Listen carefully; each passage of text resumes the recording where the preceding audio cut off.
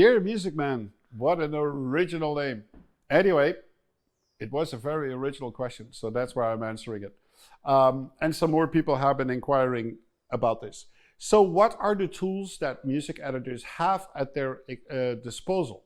So that to answer that question correctly, you have to look at the various different types of music editors that basically are there. So you have one type of music editor who is basically some sort of an accountant. And this person collects the audio files made by the composer, puts them in the film, makes notes in the documents, and maybe does like a few edits here and there because a few frames here disappeared in the movie or a few frames were added. So it's very close to a very basic description of music editing. The next league of music editors are the ones that are way more creative involved in creating the best possible version of music towards the score. And they use a lot of different tools. They are cutting the music up, moving stuff around. They would use a piece of music from a completely different scene and use it in a completely other scene. And they are really creative in how they work with the music. The final film score that you will hear in a movie when you actually watch the movie, not the soundtrack, which is the sandbox of the composer and he can do whatever he wants. And I answered that different, ask me anything. But when it comes to the movie itself, whatever you're going to be experiencing from a music standpoint is really a true collaboration, in this case, between a music editor and a composer, where the music editor is very busy working on the film, especially the last 6 to 12 weeks, where a composer could potentially already start a half a year earlier just composing music, and the music editor is not even working on a movie yet. That is possible. There's also movies where the music editor starts together with a composer because a composer usually has a few music editors he or she is always working with. And so the last couple of movies I worked with a duo of two female music editors, very talented, and one would take care of one movie, sometimes they work together, and then another movie. And so the majority of the movies I did were with them the last year and a half, 2 years, and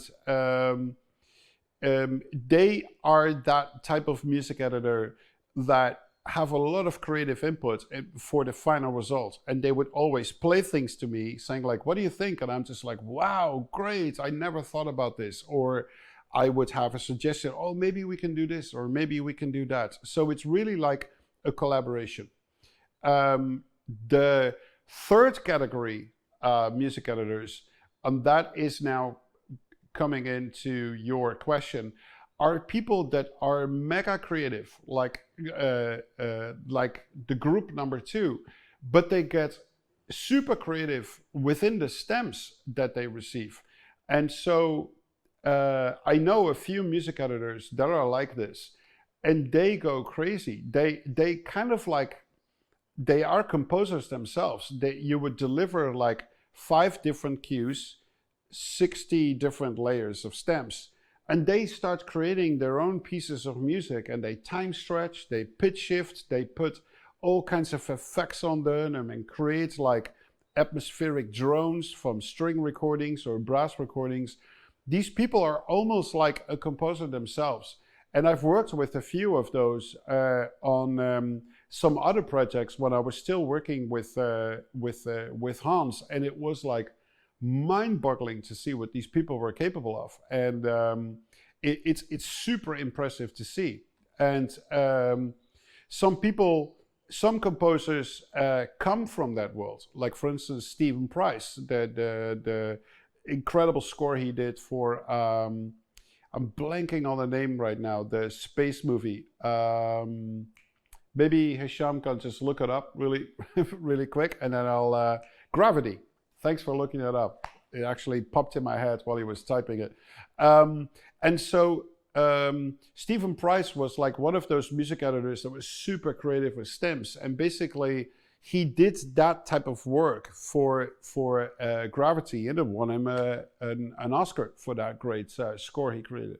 So so that's the third category of music editors that will use absolutely everything within their arsenal to do it, but always in collaboration with the composer. If the composer says, I don't think that is really great, can we just go back to what I did, or I'll write something unique for that. So in all cases, music editors will come up with ideas for sections in a movie that currently are not covered by the composer.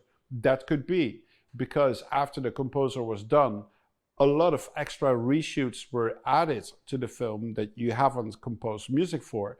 And sometimes you haven't done it yet because you're still a month or 2 months away from the deadline.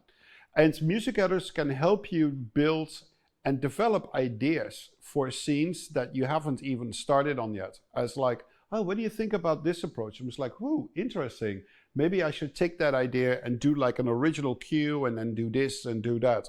So in whatever way you might look at it, music editors are among aspiring young composers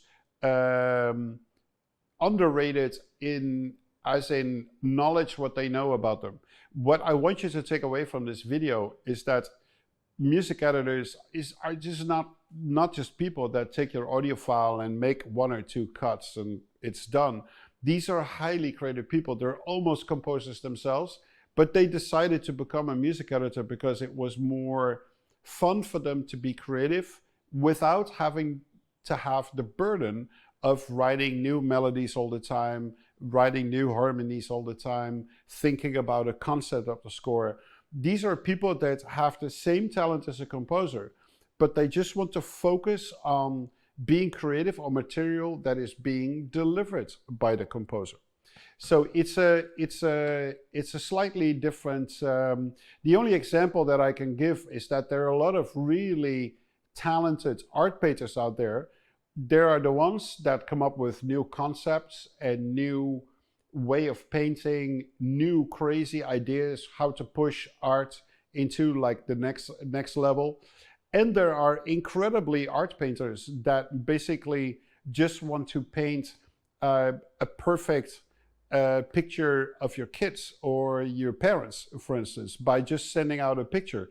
And so they don't need to worry about ideas. They don't need to worry about being conceptual, to come up with a new theme, to come up with new ideas. They just are highly skilled painters, but they don't want to deal with that. They just want to be handed a picture and I'll paint that for you, picture perfect. So